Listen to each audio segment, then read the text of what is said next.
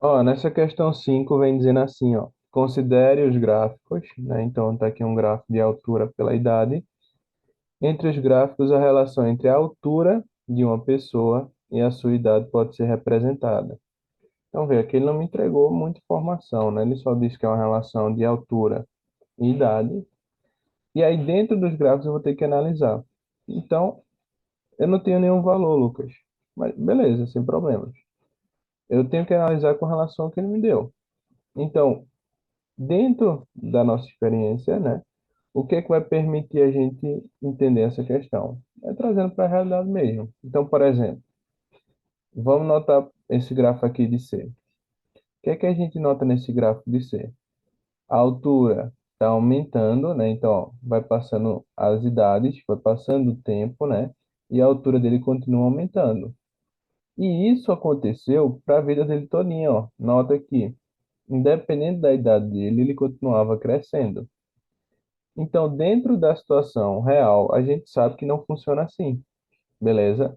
Então, a gente sabe que não pode ser esse gráfico C porque a pessoa está crescendo para toda a vida, beleza?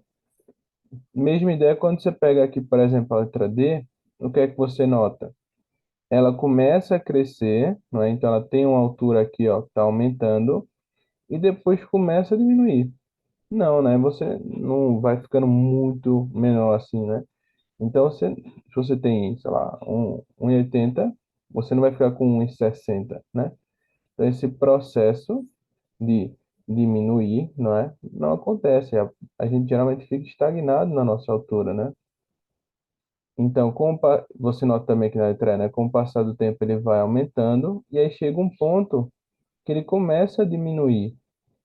Ó, então chega um ponto que, por exemplo, aqui ele começou com a altura de 1,20, então, sei lá, ele nasceu com 1,20. Aí ele vai, sobe e desce. Ele vai terminar a vida com 1,20 de altura? Não, né?